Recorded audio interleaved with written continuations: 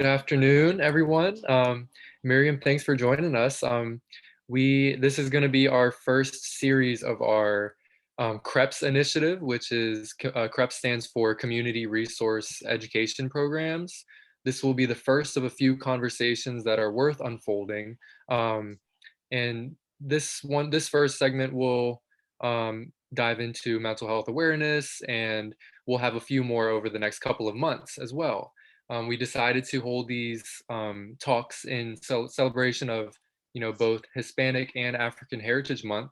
African Heritage Month starting in the beginning of September to the end of September, and Hispanic celebrations started September 15th and will go all the way to October 15th. And so CREPS is our initiative that we will host all of our community educational programs under one umbrella, and we are aiming to celebrate diversity in our communities, and we want to value our differences and learn from one another through our shared experiences.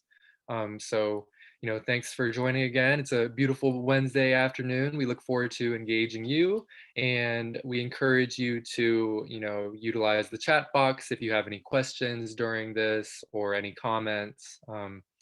And we also have, we're streaming on Facebook Live also. So if you know anybody that might be interested in this mental health conversation, please urge them to join through our page, CECG. Give me 1 second. I'm having trouble here. Okay, sorry. All right. So you already introduced yourself, Miriam, but yeah, like I said, if you have any questions, don't hesitate to put them in the chat box. So I want to introduce our panelists. Arda, if you could go to the next screen. So we have here, well, let me introduce myself first. My name is Sean King. I am actually a student intern. I'm in my final year at Towson University, School of Healthcare Management. This is actually my first, big moderator assignment. I started, a couple weeks ago.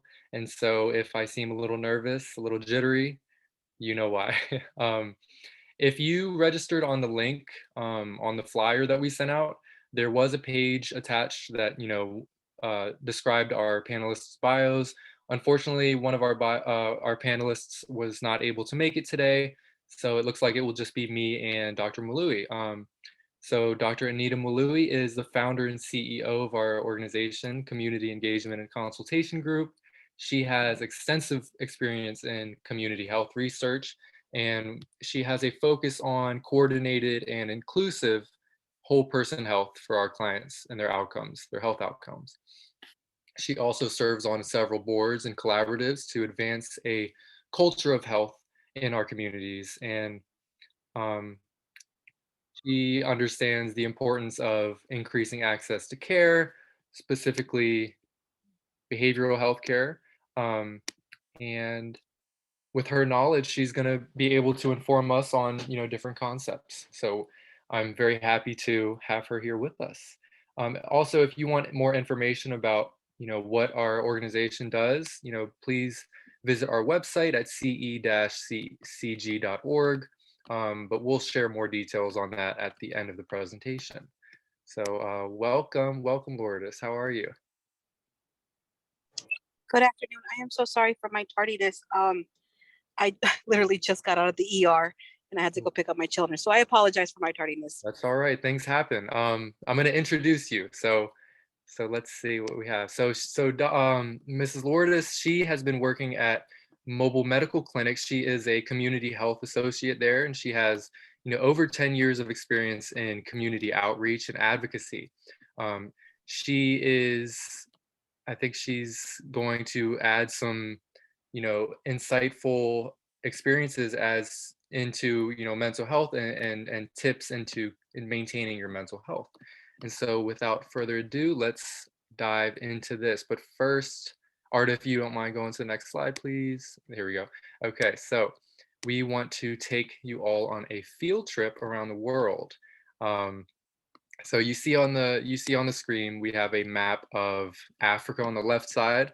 On the right side, we have the continent of South America, and you can see a sliver of Central America up top. And I just wanted to see how well we know our neighbors and and people in the audience, if you are able to go in the chat box and maybe name 4 or 5 different countries from either continent. Feel free to write where your own family is from, where your heritage is from, what country. And yeah, I'd like to see some responses here.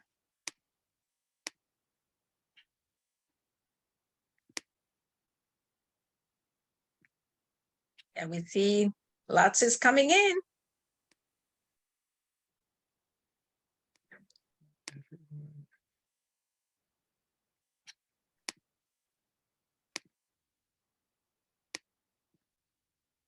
Wow.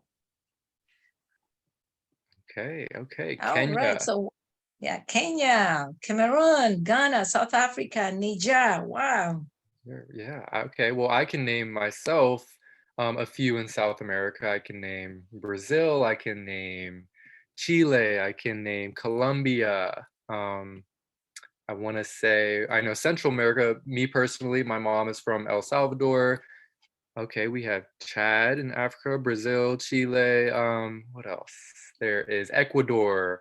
There is Nicaragua. There is a lot, and we wanted to highlight these countries because in the DMV area, we are so diverse, and we know that we have a lot of immigrants and a lot of people that are um, either second generation immigrants or people that have just came over, refugees from many different countries around the world.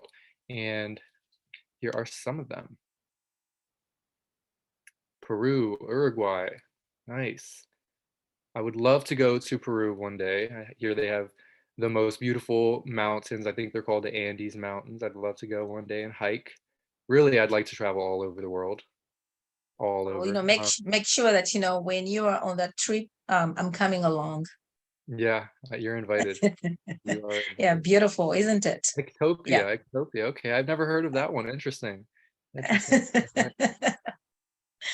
so many countries. All right, let's move on to Ethiopia. Okay, there's another one. I know Madagascar is off the coast as well. I had a friend travel there and she studied abroad. She said it was lovely. I know Egypt's up there. Yeah, it looks like we know our stuff, it looks like.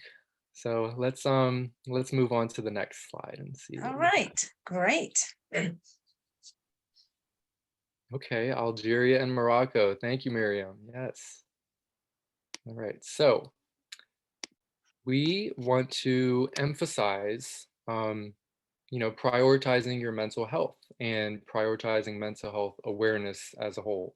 Um, you're going to see this image on your screen. It's, obviously someone is trying to put on a sock with a hole in it. And this is a little analogy to a metaphor, if you will, to ignoring your mental health.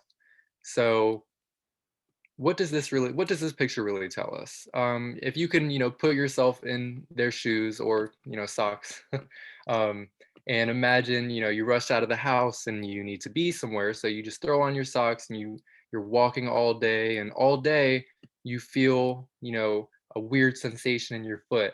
And throughout the day, the hole gets bigger and bigger, and it becomes a distraction. And you really cannot focus on the tasks at hand, your day-to-day life, in the workplace, whatever it may be.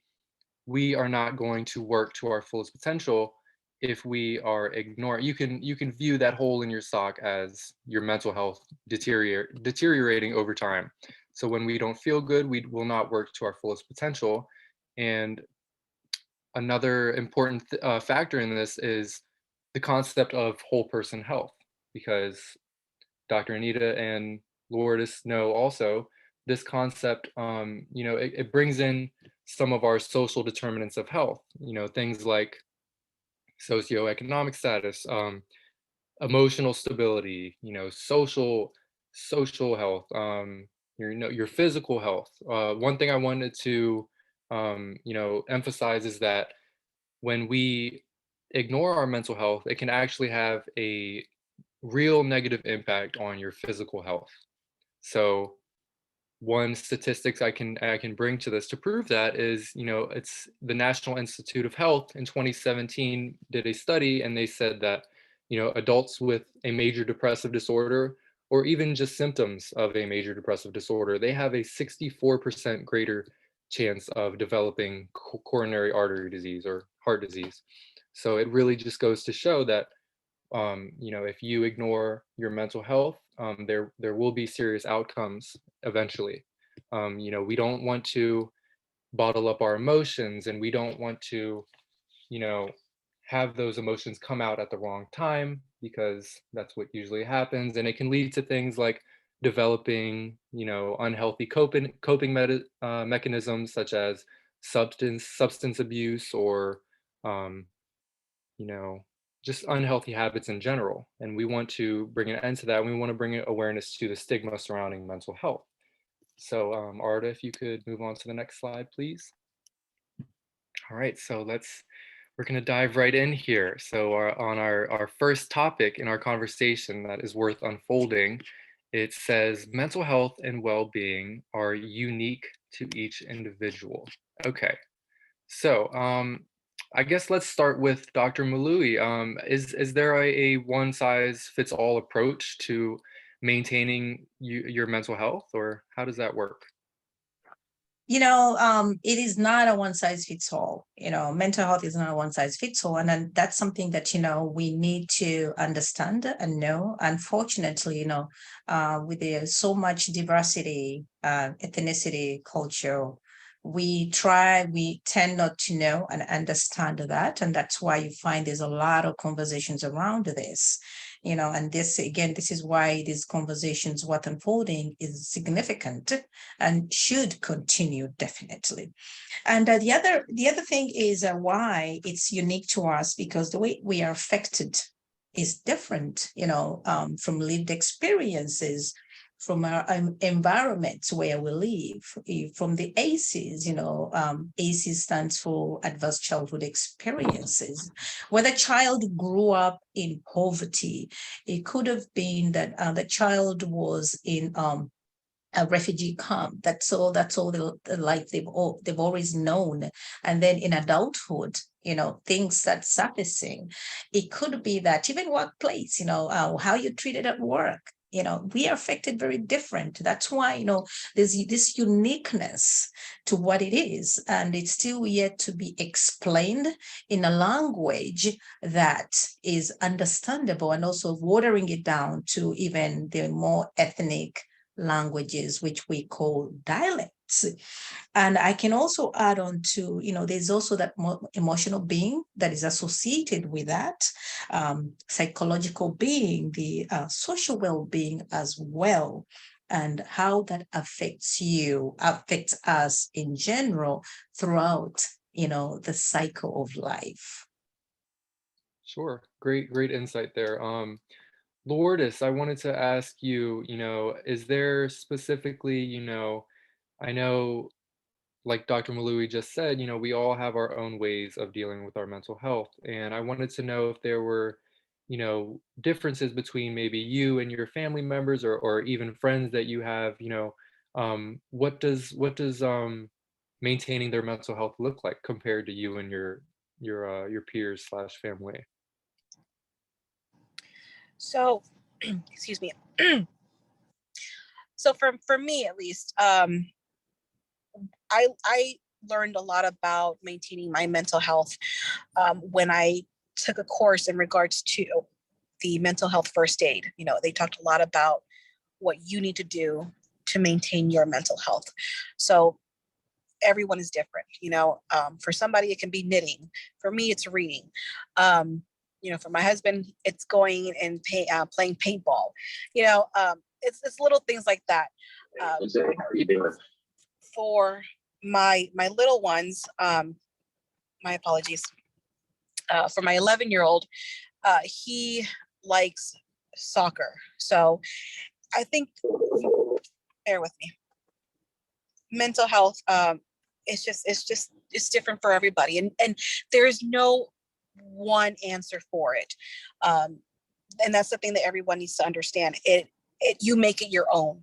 You take what makes you feel great, what helps you decompress, if you will, and you focus on that to make sure that you incorporate it. We live in a society where we don't really pay attention to that. We pay attention to, more to, oh, hey, my chest is hurting today, I need to call my PCP. But we don't think about, I'm feeling down today. I've been feeling down for the last couple of days, because we really don't track that. But we're quick to track, a headache. So we really should, as a society, make it more acceptable to, take these mental health days, if you will, if you need one, and work on your mental health. For sure. I love that answer. I think that, as a testament to, everyone being different. I mean, me personally, um, sometimes I like to just sit down and play some video games. It's kind of, therapeutic in a sense that I can just focus on one thing. Or, I like to go out and exercise sometimes. And everyone really has their own niche and things that work for them, whether it be, breathing exercises or actual hobbies, like you said. So you mentioned, we want to. I think you mentioned the fact that people are, not always willing to go get help. And I think that is a good segue into our next topic here, which says, what does stigma mean? And this whole conversation is trying to address that and get rid of the stigma. So, Dr. Mwalui, I wanted to add. Well, let's start with Lourdes this time. Lourdes, what does stigma mean to you? And also, have you seen a general shift in stigma in our society, how they view mental health over your years in the field? So, stigma in regards to mental health, it's really about society, how society sees you. We are social creatures. We want to fit in. We want, that interaction, that one-on-one. So we want to make sure we do everything that everyone is doing to fit in. And some of that is not paying attention to our mental health, or actually, if you look at it, it can actually be a cause of our mental health issues. We want to fit in so much that we stress ourselves out, or we put these unreachable goals sometimes. I myself am heavy set. So I will sit there and I will say, I'm going to lose, 10 pounds in this 1 week. And it's just unaccomplished. You cannot accomplish it. It's unrealistic. And that can lead to a depression. You're working hard on something and you see that it's not working, and you doubt yourself. You start to feel down. I think we can all kind of relate to that at some point. Now, I will say that in my time working with patients, and just in general, and some of the things that we do in healthcare now is different. For example, we offer the PHQs now, which is like a set of questions that providers are asking each and every one of their patients every time they come in. And it's, how are you feeling today? Have you noticed that you are, either talking too fast or too slow? What's another question on there? Have you noticed if you, oh, sorry, you would think I have done this for a couple of years, I would have them memorized. So I apologize. But, it has these general questions. And based on that, those answers the patient gives you, you get a score. And then that opens up a conversation with your provider that they can have with you about, hey, how are you doing? Is there something that's changed, whatnot. So I love that it's more incorporated now on a day-to-day when you go to see your provider. And then, of course, you have society itself changing. It's more acceptable now to say, hey, I'm going to take a mental health day. I have PTO, I'm going to take it. Or even like these, excuse me, these like staycations, I'm going to be home, I'm going to pamper myself. I have plenty of girlfriends who will actually go to one girlfriend's house, and because she has a pool, and during the summer they'll sit there, we're having a spa day, and that's a mental health day for them. They all coordinate and they do it. It's fantastic. This year it was on a weekend and I couldn't do it. It was at an event, but still, it's fantastic. And I really do love the fact that um, everyone is working very, very hard to make sure that these stigmas are no longer there and are no longer an issue. I completely agree. I mean, myself, I used to work in a pain management office, and one of the questions on the it was called a questionnaire. When you register for an appointment, it showed different faces. It showed a sad face, a happy face, a face that looks like it's in pain, and it's just asking, how have you been doing? How have you experienced any mental health crises recently? I also used to work in a school, in an elementary school, and I actually noticed how the counselors would come around to every class every week, and just have a little survey on the kids, on their well-being, see how they're doing. And there really is more of an emphasis put on monitoring these kids' mental health, and which is a great thing. But I also do know that stigma is still real. It still is affecting a lot of people. And something that I could add to that, to prove that, is just a couple quick statistics here. You know, 17.3 American adults are currently experiencing, major depressive disorder, and only 16.5 of those people are going to seek help professionally, or even just with their friends and family. Also, 30% of Americans are currently have an anxiety disorder, and of those people, only a third will seek help or treatment. And so, Dr. Mwalui, I'd like you to maybe expand a little bit more on, I guess, the effects of stigma, some examples of stigma, and what that looks like in your life. Lourdes actually has kind of lauded on a whole lot of things. One thing that stood out for me is society. The way society looks at mental health is also has a lot to play in, whether people seek, that needed care. Now, we also have another problem in society, which I like to call gossiping. So, because if my neighbor Sally comes to me and shares what's been going on in the last couple months, so then I run off to Millie next door. I'm like, did you know? Did you know what happened? That's also one of the reasons why we don't, talk about, openly what's going on with us.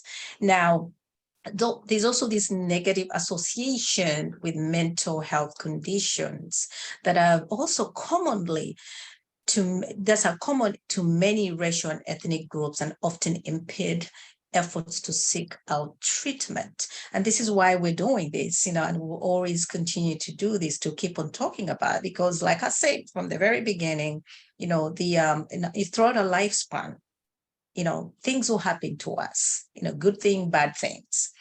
And in some cases, needing mental health support may be perceived as a sign of weakness, which is also a problem, for individuals who are already the subject of, let's say, discrimination. And since we live in one of the most diverse counties in the state of Maryland, even the state of Maryland being so diverse, with a lot of migrants from all over the world, alone, you'll find that,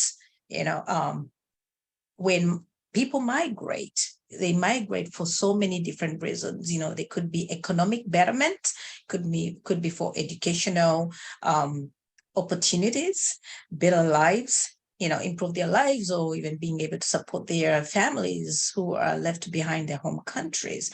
So when with the hard work that we put in changing our lives, you'll find that we forget what we call work-life balance, right? And then as we forget work-life balance, we start getting depressed, stressed. And if that's not addressed from the very beginning, what does it turn out to be? It becomes a chronic condition that will affect you long run. But if you go back to your family and tell them, I am not doing well, you may be perceived as lazy, you don't want to help, or something else. So the negativity that's associated with how we feel, that is one of the reasons why it's very difficult for people to talk about it. Now, let's also move an inch forward. Let's say with our men, me being African, and with our men never really talk about, what's going on with them, because just the mere addressing that you're depressed, that could be a sign of weakness. But we forget we're humans, right? There are also some cases whereby, cultural beliefs that discourage open conversations about personal family issues that affect you. We talked about the emotional effects, the social aspect of things as well. So all in all, communication is a cornerstone of a successful engagement when it comes to matters of mental health conversations. Even the smallest differences, I would say, in like language, cultural belief can actually make a huge difference in any setting, open those conversations.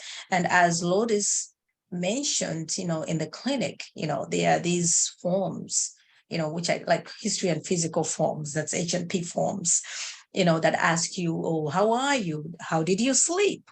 Do you have enough sleep? What's going on? Are you managing your weight? All these things is the reason why we ask this. Now, I will also mention that, in our nonprofit, we have, initiatives that are coming up, how to communicate to your providers. And this is something that we're trying as much as possible to equip our clients with. Communicate. If something is not going right, if you feel that there's a setback, it could be associated with something, that's an opportunity for us to communicate with our PCP. By the way, PCP is a primary care physician or primary care provider.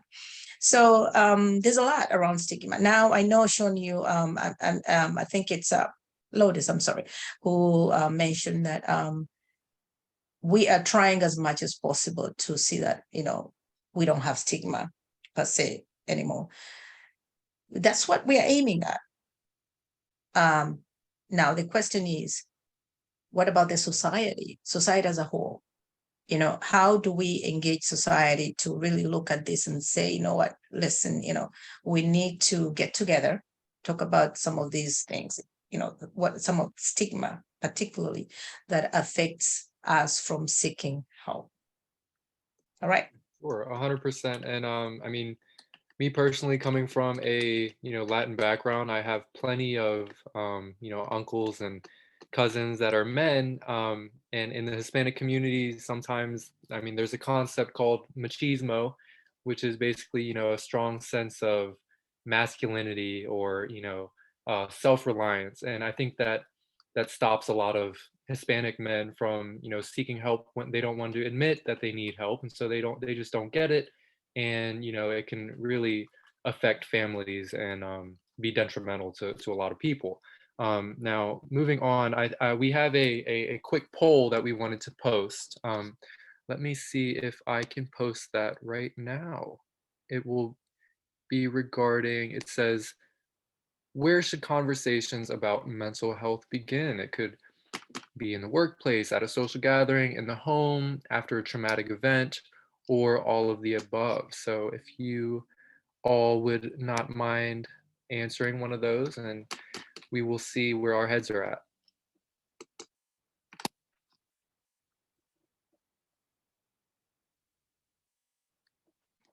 We also have a few questions coming in from our Facebook Live, and so we will actually answer those at the end of the presentation. And like I said before, don't hesitate to add any questions in the chat box. We don't see the poll. You don't see it? I launched it. I think on your end, we don't see it. Maybe Arda, are you able to launch it or no? No, Arda is not able to launch the poll. Let me see if Okay. I'm able to launch it. But if Okay, you're I'll not able try to launch it, then you know what? Let's keep moving. Yeah, I just tried it again. Let's If move. it's not popping up, we can just walk through this. Yeah. Yeah. So where should the conversation begin? There are many options for this, obviously, and it is, like I said before, I think it is kind of an everyday thing that we need to do. So, Let's start with Dr. Mwalui. Where do you think it should begin? I think the conversations actually should begin, right in the home. Yeah, right in the home with our families, however, there's even a lot to say about that. But technically, they should begin anywhere, as as an educator, as a provider. I talk about it all the time. All my programs have, mental health conversations embedded in there. My job is to make sure that people are open to conversations, approaching it with a open-minded, sense to allow folks to freely have a discussion regarding what's going on. So I would say, conversations should begin from any place, whatever you are comfortable with. Those conversations should begin. If you're not comfortable with a family member, you have a trusted friend, even a provider, that would be a great opportunity to have these conversations. And they shouldn't wait until something serious happens. It should start when you start noticing a change in your level of productivity. You should say something. They should begin. I would say that my poor PCP, he I call him a bouncing board. Every time I go for my 6 months checkup, I always mention what's going on with me. So he walks in the room, said, "All right, Dr. Mwalui, what's going on this time?" Said, "I am not sleeping. And this is the reason why. So if you can find a solution for me that can help me, please, I'm willing to take it with it, like with a grain of salt. I'll take that." So it should begin, the conversation should start at any time with anyone who, with that particular person you feel confident to talk to. For sure. Lourdes, would you care to expand on your experiences, having conversations about mental health in your life? So for me personally, I have these conversations as well with my provider, and I myself have noticed within the last couple of months, I haven't been able to sleep. And it's usually like I wake up at 2 o'clock in the morning, just, oh my God, did I send that email? Did I respond to that email? And it's been a lot for me. So I can definitely relate to that, and how that to me was an indication on, you need to slow down. You need to, pay attention a little bit more to what your body is telling you as well. Because our bodies will always let us know in one way or another that something is going on, and we just need to be a little bit more in tune for it. Excuse me. My apologies. So with like family or even friends, I have an 11-year-old son who actually suffers from his own little issues, and he's 11 years old, and that's really, really hard. Like, how do you have these conversations with children? And what I personally do is just, reassurance. Just be that reassurance to him, just making him know, letting him know that I am there for him. Nothing he says will forever be wrong. There is no right or wrong answers here. But I think that the most important thing to do is just take that one step and to have this conversation, not necessarily with a provider or with a friend, but with yourself. Because at the end of the day, you cannot lie to yourself. And you sit down and you review what's going on, what you think might be happening. And then, I always suggest then go and speak to a relative if you want, a good friend, even your spouse. I always love, speaking to my spouse, and then your provider, because we have a tendency to just overlook things like, oh no, I'm just tired. Oh no, I just probably had too much caffeine. That's why I'm having these palpitations these days. But in reality, it can just be anxiety that's causing those palpitations and causing you, this insomnia. So, just pay attention to yourself, have this conversation with yourself, and see where that leads you.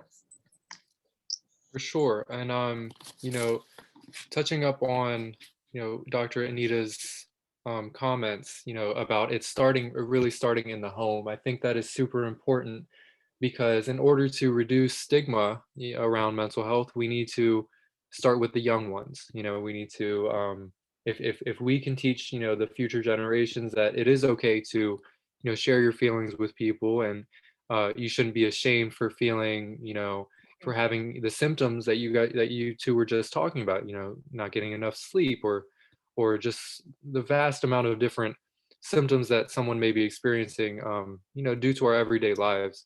I think that's super important. And so, I mean, we just talked about, lack of sleep, or, feeling anxious. But Dr. Mwalui, would you care to elaborate on, some other symptoms and signs that either start early, or drastic things that like you said, we don't want to wait too long until serious things occur. But if you want to elaborate on some of those things that happened.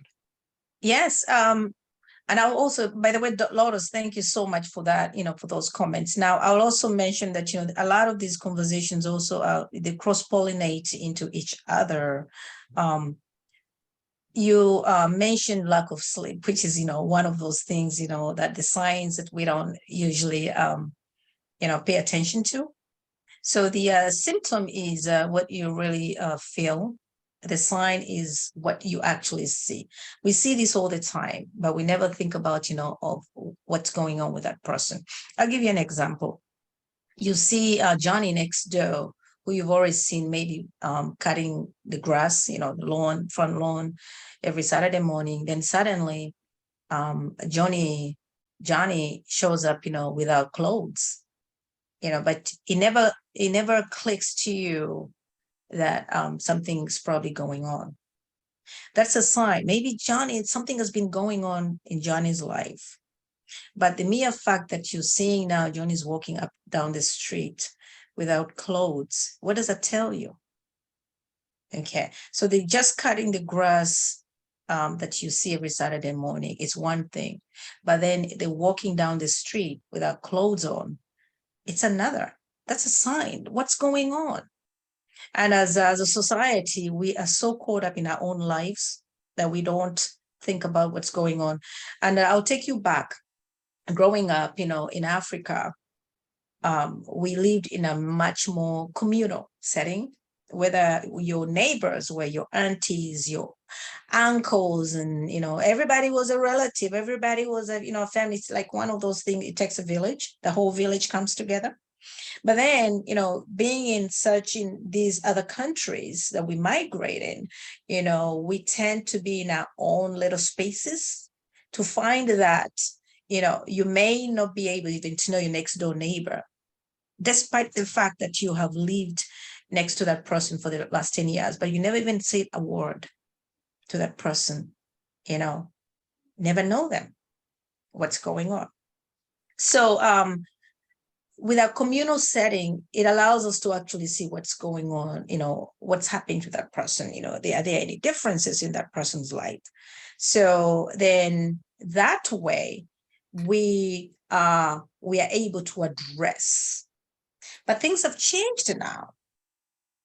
Here in this I would say, very competitive with priorities in the country, we can't even differentiate between symptoms and signs. How we feel could be, I worked 12 hours yesterday. I don't feel well. I'm just going to rest. But if this pattern continues over and over and over and over, then we'll end up seeing some signs, exhibiting. So there's a lot we miss out. There's a lot of signs that are usually underlooked, The symptoms are those that we feel inside, the lack of not wanting to do anything, the lack of not want to socialize, you feel it inside. There's a pain you feel inside, but how does it come out? Sure. Is what we will see as a sign. Yes. I like that you touched up on the difference between symptoms and signs, and also sometimes it really is like the small things in people's lives that they may ignore. Say, like you said, maybe somebody usually gets all dressed up and then they go to the workplace one week and their tie is all messed up, or they don't even have a tie, or little things that you might not notice. And it really is interesting to see, at least in the media and celebrities, even, that we've heard of many celebrities unfortunately have taken their lives, and nobody even knew that they were dealing with mental illness or mental health issues. And unfortunately, a lot of times it's too late before we help out, and bad things occur. So it really is important to check up on your friends and check up on your family members, which really brings us into our, before we go into our next point. I did have a little interesting statistic here about experiencing symptoms, and the National Alliance of Mental Health Coalition, NAMI Maryland, came out with this in addition to the CDC, and they said that almost 12% of adults in the U.S. experience regular common feelings of worry, nervousness, or anxiety, and 1 in 5 Americans experienced symptoms of mental illness in 2020.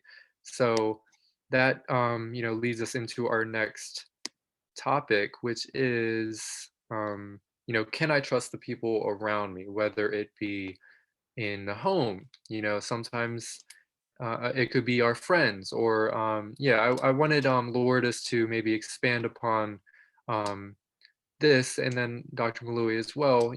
Can we always trust the people that we think are close to us?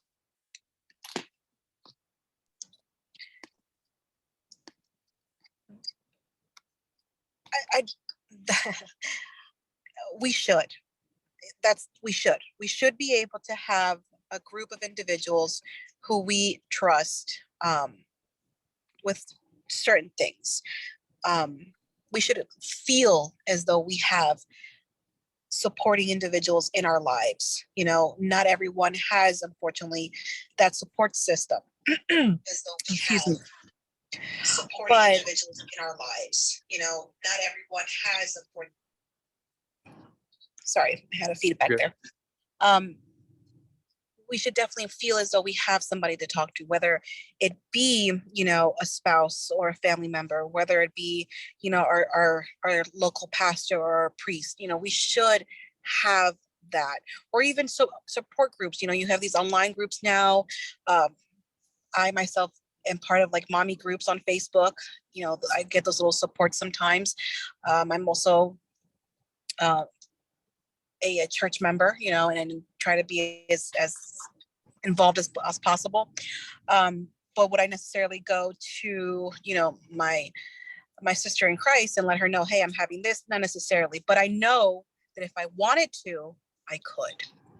So I always recommend, or I would, advise that we find that one individual who we absolutely feel as though we can have these types of conversations with.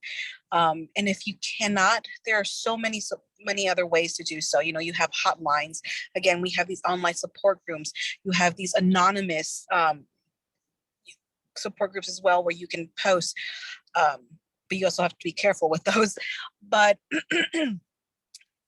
whatever really makes that individual safe, whoever it is, that's who I think they should go with. And I really do hope that each and every one of us has at least one person that they can turn to and just, have this conversation about, hey, I'm not sleeping so much, and then kind of, open up that dialogue. Yeah, I think that would be great, right? If we could, just go to everyone in our lives and open up about our experiences. It's not always the case, but I like that you touched up on, how we do have a lot of resources nowadays.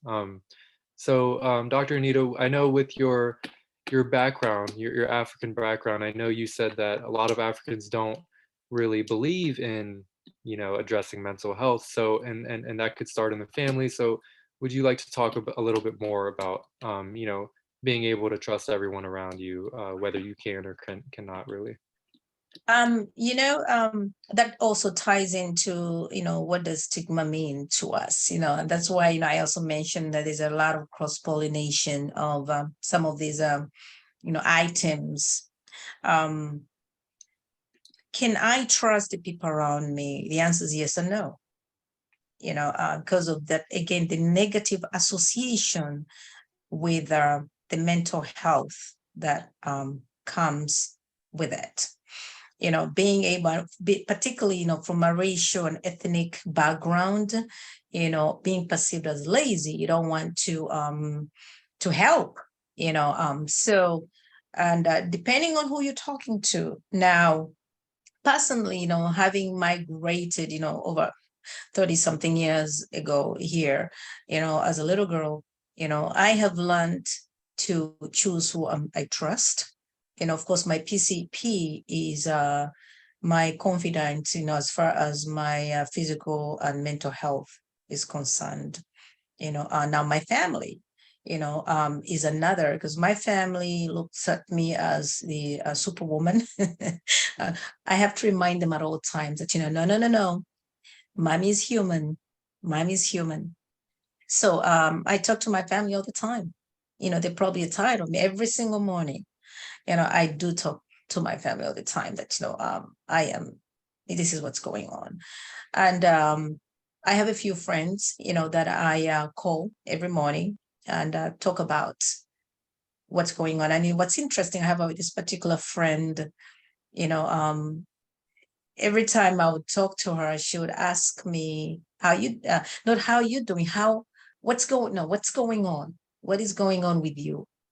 What is going on with you today? And this is the irony about it. When you ask an individual or even your friends, how are you doing? It's very easy to say, I'm doing fine. I am doing fine. Simple, straight up. But when you ask, what is going on today? What does it look like? Then when you hear that, that's like, they're like, okay, there must be a lot going on. So, okay, it's time to spit it out. What's going on? Let's go. Tell me. So, trusting people around, us is the way we approach the questions we ask. Are these questions sincere? Are we being intentional? Or is just, pass by, everyday thing, hey, what's up? And keep moving. So trust is not an easy thing to entrust your whole life with somebody or how you feel, because that also comes into, down the line, your vulnerability, being able to expose your vulnerability, because as society, we also have the tendency of feeding off other people's weaknesses. So that's key. Yeah. So we are almost running out of time. So let's keep moving. Okay. All right. So Yeah. we are going to move on to how can I get the necessary needed care? I think Lourdes can actually, let me start with you, Dr. Mwalui. I mean, do you have any maybe statistics on how many people really go and tell their primary care providers about their mental health struggles, or anything you can offer on how to get that help? There's a lot of statistics per se, I don't have on hand statistics now, but there's a lot of statistics, and some of the statistics can be actually found on our website, and like, Sean mentioned, from the beginning, this is going to be on this recording will be on our YouTube channel. We'll also upload it on our website, and which will also be complemented with the necessary statistics to accompany some of these items. There's a lot of statistics now in healthcare. we have registries of data that is collected. If anyone is looking for statistics that pertains to a certain area of concern, the best place to look at is the National Coalition of Behavioral Health or Mental Health, or NAMI itself, or even the mental health first aid trainings that we do. Like here in the state of Maryland, we do have the Mental Health Association of Maryland. The website has wonderful statistics that folks can actually go and look at and see what kind of statistics that are available. But as far as communicating with our providers, now I wouldn't know if our providers are keeping the statistics, or what they do with that history and physical. Is it just for the patient's medical records, or is it something that we share with the National Registry on certain issues of concern? So, but definitely there's a lot of statistics that are available. So, yeah.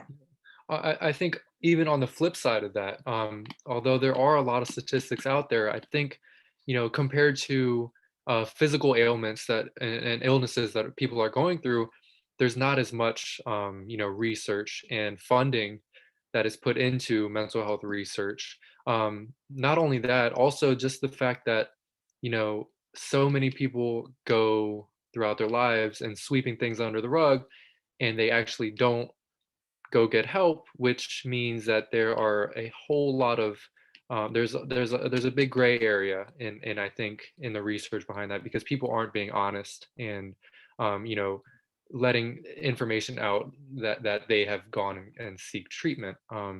Lourdes, you work for mobile medical care, and I'm sure you are aware of how people can get that necessary needed care. And so would you like to talk a little bit about how people can go about doing that? Yes, of course. Thank you. So Mobile Medical Care, is a nonprofit organization in Montgomery County that offers affordable health care, including behavioral health as well, for those that are at a higher risk of being unable to obtain it, the underinsured, uninsured, low income residents of Montgomery County. What we offer, of course, is just you come in, you see your primary doctor. We make sure that we get everything you need. Any type of blood work, any other concerns you may have, or if it's just behavioral health or just questions about it, we are always here to help any and everyone, really. Never, ever have we turned anyone away in the over 50 years that we've been in business. So Okay. we will set you up with a behavioral health therapist. We have Yeah, Lourdes, we can hear you. It's a little muffled. Yeah. My apologies. I'm sorry. I'm dealing with a little bit of pneumonia today, so I apologize. It's okay. So we do set our patients up with either a psychiatrist or a therapist that can help with these types of issues or these concerns. And we'll do weekly sessions with them. They can be in office, they can be telemedicine, which is amazing now. And everything, of course, is confidential. We've had a couple of, recently some individuals come in and, express thoughts of harming themselves. And luckily, one of our particular clinics is right next to an ER. So we're able to sit there, walk them down to the ER, get them the necessary urgent care that they need at that particular moment. And of course, since they're being referred by us to the ER, it's at a no cost to them. Yeah. So little things like that, we do our very best to have these types of partnerships with other organizations in the county to offer the best that we can for our patients. Yeah, I think that's amazing. It's such a great thing for the community to have that, opportunity, because we really are all vulnerable to mental illness, especially with COVID. When COVID hit, rates of anxiety and depression went up a lot among a lot of people, and it showed that, well, let's let Dr. Mwalui expand on how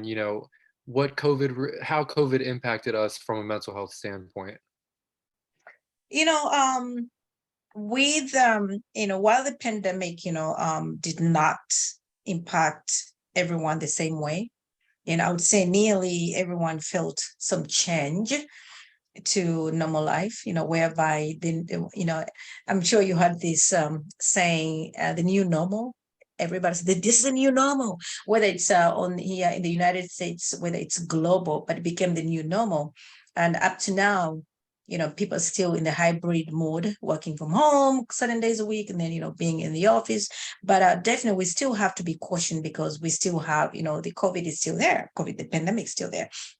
So let's say, our loved ones if our loved ones may have struggled due to changes of coping with the losses of those we loved, you see that people who normally would go to see a primary care physician were not able to do that. That was because we had the stay-at-home mandated laws that we were not supposed to be out there. So it did definitely put a roadblock in terms of, the face-to-face, with our providers. And, you have folks who are more comfortable to be in, to have those face-to-face sessions. But when you are in a tele kind of conference, you don't see what the other person is doing. So the chances of coping becomes even, more distant, although, it's a great alternative with a continuity of care. You also find that, with the lessons learned from COVID, that, folks who didn't know they can stand each other, they were caught in the same household. And so a lot of, behavior showed up. That's where we saw the high rise, the high numbers of domestic violence, child abuse, neglect. You could be in the same household and actually feel the sense of neglect. Remember, we are a social being. We feed off from that, from each other. But when you're being abandoned, you will feel it. So the COVID definitely, showed a whole lot, when it comes to mental health. Yeah. Sure.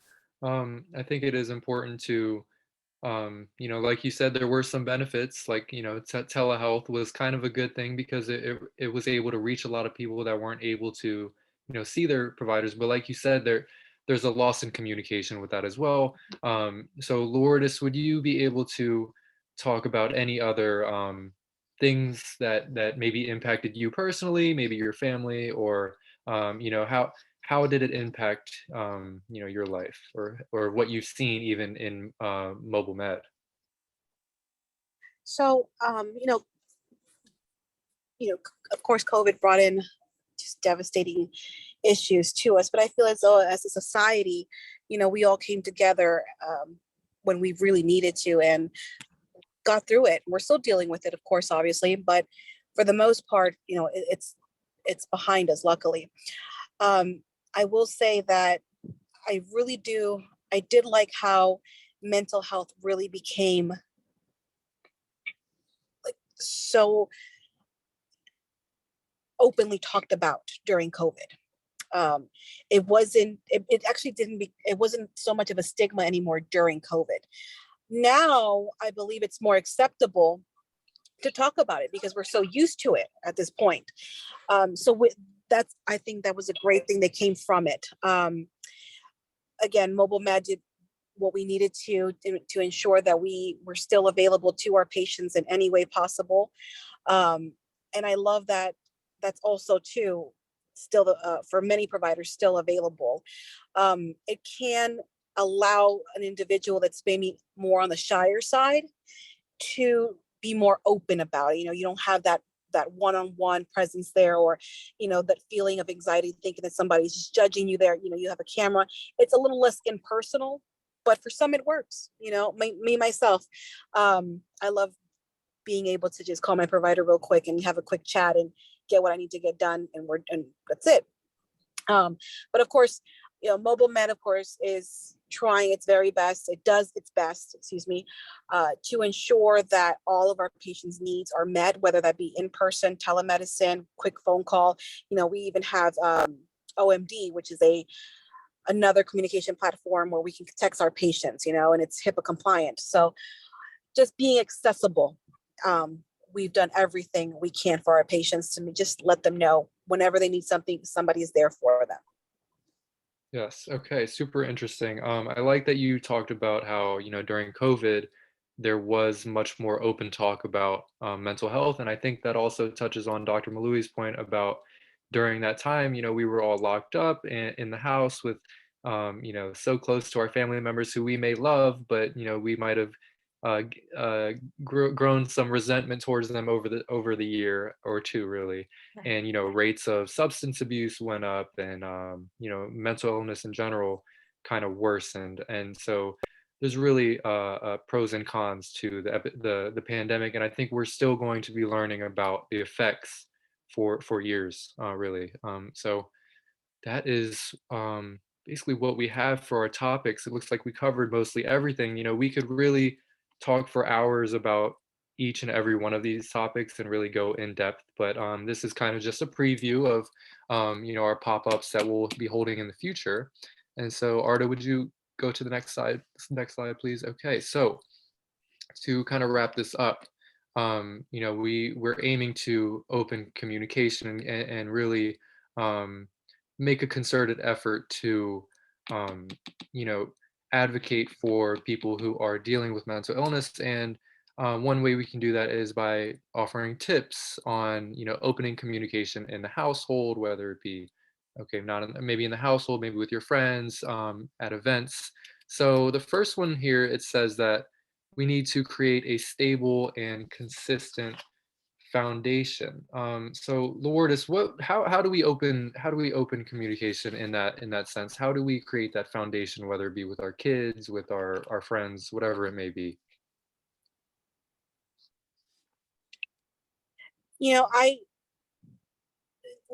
For me at least, for my children, is just letting them know it's okay to talk about. With my friends, letting them know it's okay for them to talk to me about it. We maybe personally might feel as though we don't need to create that stable consistency for ourselves. But if we can turn around and let others know, those around us, that they can count on us for that we can be that foundation. I think that's a great way to do things as well. Because again, we may personally not think that we have any type of issues right now, but we don't know what our friends, what our family, what our mother, what our sister, what they're going through, and just letting them know it's okay. Great way to just start that, set that foundation. Yeah, I totally agree. Now, these topics kind of flow into each other, obviously. The second one says encourage open and honest communication with your family members. Dr. Mwalui, would you like to elaborate on logistics on how to really do that? With my own family, I'm a stickler to asking, real questions, and although my 24-year-old, always says, Mom, please stop. Every morning is like, honey, are you okay? You good? You good? The moment I say, are you good? You okay? Then he knows that, okay, it's time to talk. So, honestly, even if it sounds as if it's in a more joking way, it is a way we communicate, with my family. I ask questions. How are you? How is school? How is work? What happened today? How was your meeting? I want to know. I mean, not to be intrusive in a young person's life, but I want to know. It could have been that, he may have had a bad day at work. That's an opportunity to share. Let's talk about it. Even with myself, if I'm having a bad day at work, end up at home, and I don't want to take my my bad day in the home. So when I get there, I talk about it. So you know what, you will not believe what happened to me at work. This is what happens. Oh, mom, okay, what did you do? So we try to brainstorm on what I learned from the experience and what could I have done.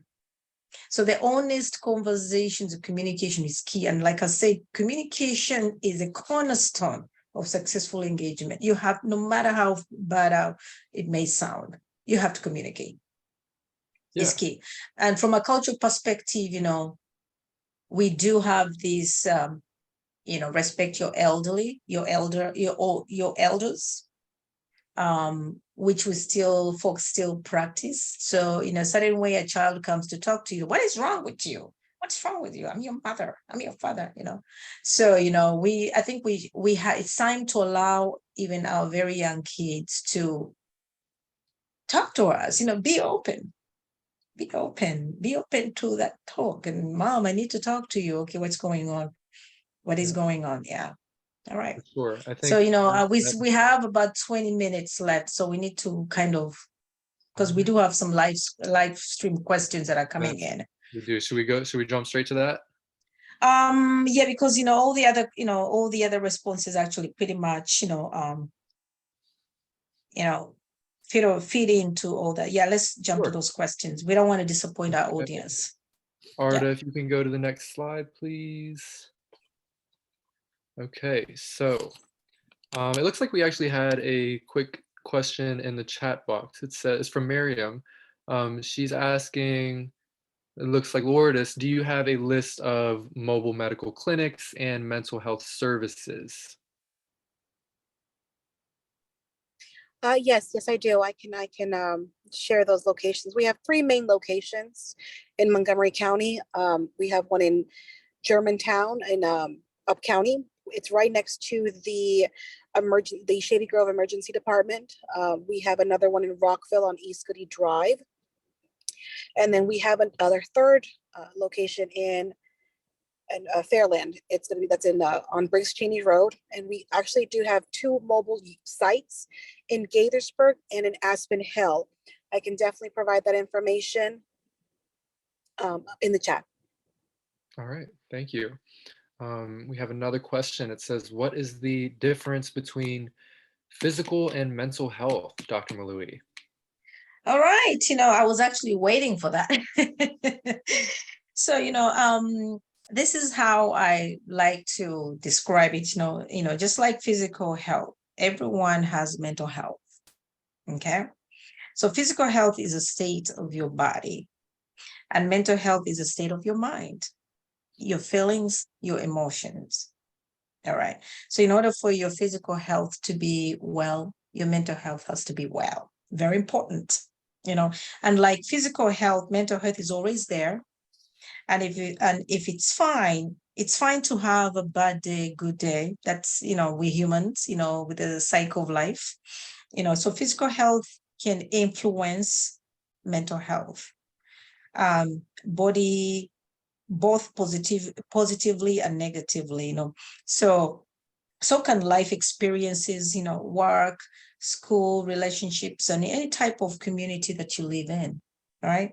So being mentally healthy enables us to feel, think, and act in ways that can help us enjoy life and cope with challenges, because life is full of challenges. Life is full of challenges, and that's why we're here to talk about this.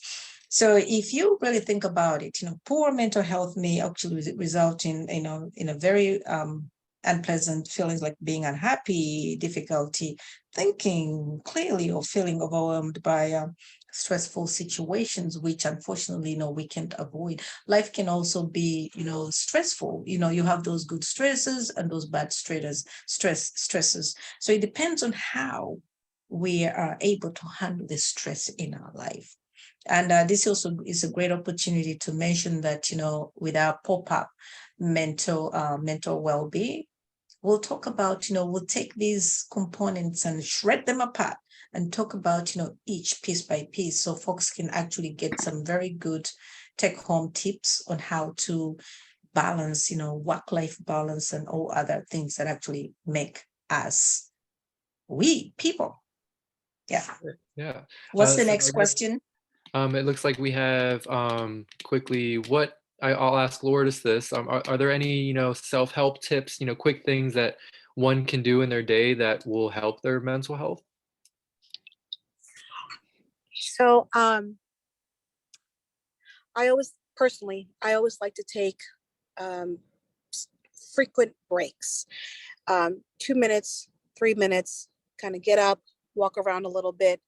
Um, if I need to put my phone down, I put my phone down, just make it a habit of listening to what you need. And for me, it's just having those multiple little breaks throughout the days. Even if it's just to go get a sip of water, just giving myself the ability to just stop for a second. Pick up a hobby if you like. That's another one. I love to read. So I try and do maybe a chapter if I can at night. For others, it's, go on a walk, 10-minute walk, 15-minute walk, even if it's just to go and get the mail. You do go to your mailbox a couple of times, anything that kind of gets you out of the routine that you're currently in. That tends to help. Yeah, thank you so much for that. I think that's so important because especially in American culture, all we think about is work, work, work. We need to recognize when we're not feeling great and like you said, go take a break. So we're gonna dive into some questions that we got from our live stream. The first one I'll ask Lourdes, what kind of patients do mental health facilities treat? Well, it depends on the facility itself. For example, mobile med.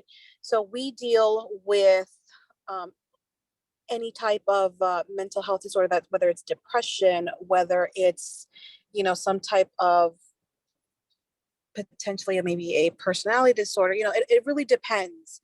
But overall, you set yourself up with a clinic that can evaluate, and kind of determine whether they can continue your care there, or if you might need to be, referred out to, urgent medication, or not medication, urgent care at that particular moment. But yeah, most clinics can just do things like that, like depression and anxiety. Insomnia is another thing. So that's what we can do here at Mobile Med. But of course, I unfortunately don't have my provider here to give you a whole list of the other things that we can do. But, to be on the safer side, I would say common issues like depression it's easily treated at your primary care's office. Wonderful. Okay. The next question will be for Dr. Mwalui. Someone said, how do I know if my healthcare plan covers mental health treatment? Oh, that's a good question because and that's why this conversation is being held because there's a shortage of healthcare, mental health, behavioral health providers. Now, the best way to know if your healthcare plan covers your mental health, let's start from the PCP, your primary care physician. Now, you can also call. Folks can also call their insurance provider and actually see if it's really covered and how much is it covered. Where can I go? And I like to utilize, the resources that are provided through our healthcare, coverage. I personally have Care First Blue Cross Blue Shield is an amazing, amazing, amazing, amazing. Now, I'm not a salesperson for them, but I do have friends who work there. So, and I, so what it does, you create a portal, and you are able to, the portal, within the portal, they are able to customize your own, concerns. First of all, you take, this health questionnaire, and then from there, they customize some of the things that you that score a little bit higher or a little bit off. So call your insurance company, talk to your PCP.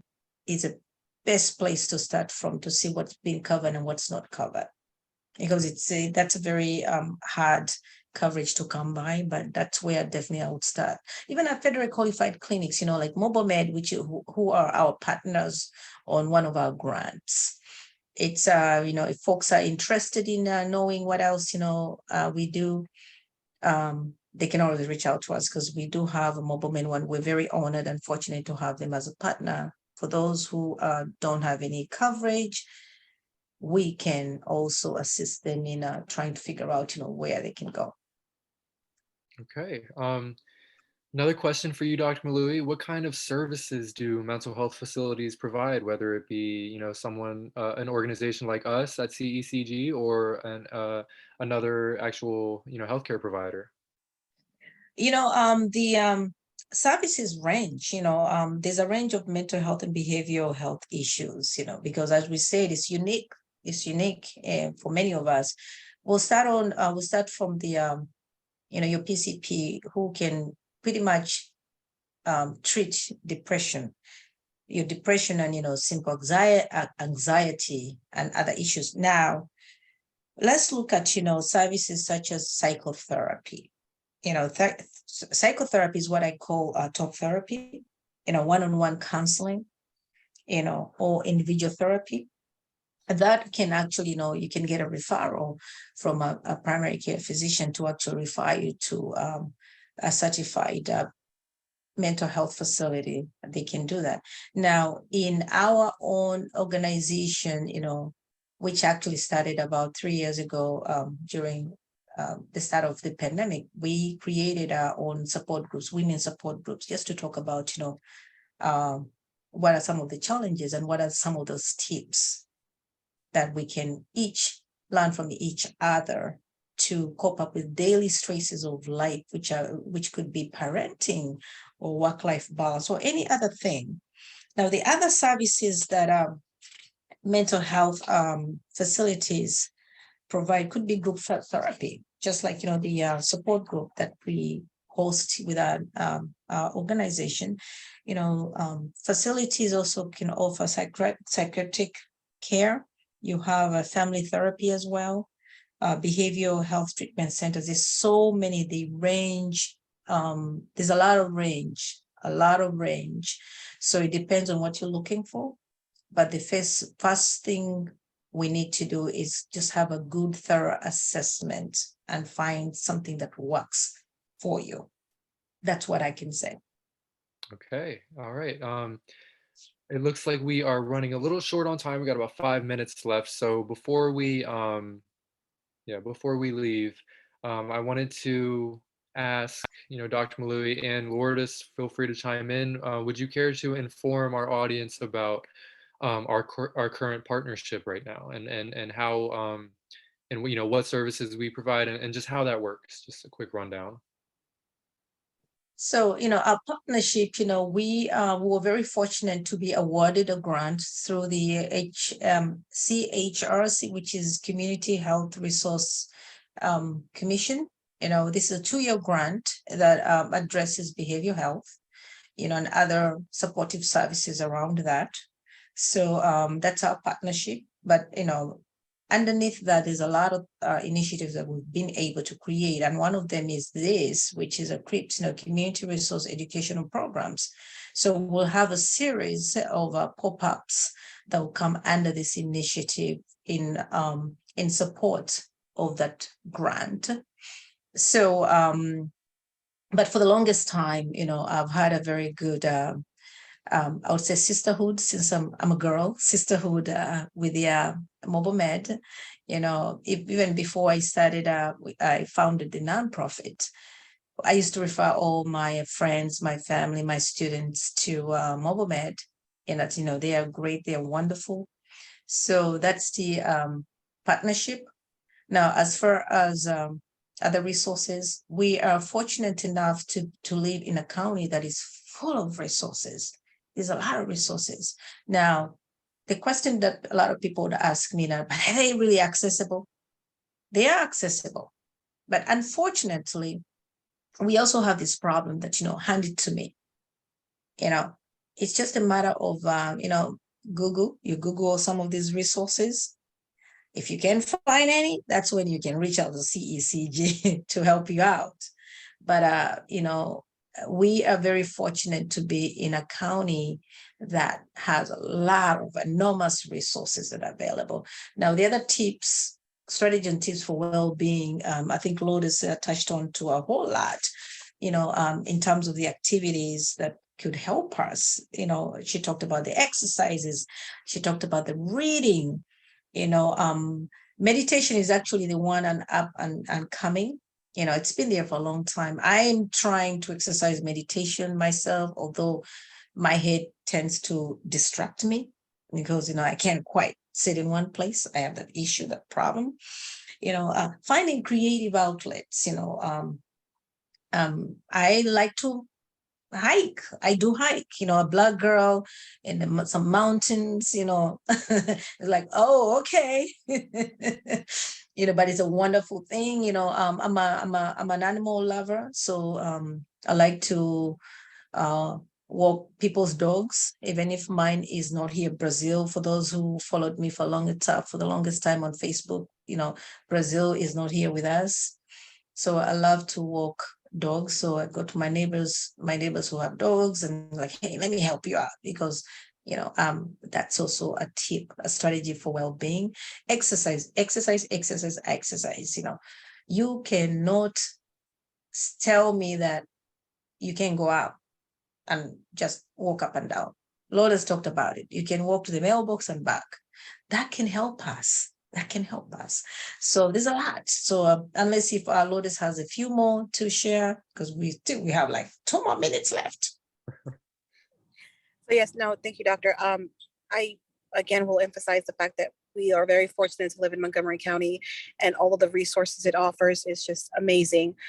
We have the greatest opportunity to offer Montgomery Cares at our clinics. And basically what that is, the county will pay a portion of the patient's medical bill.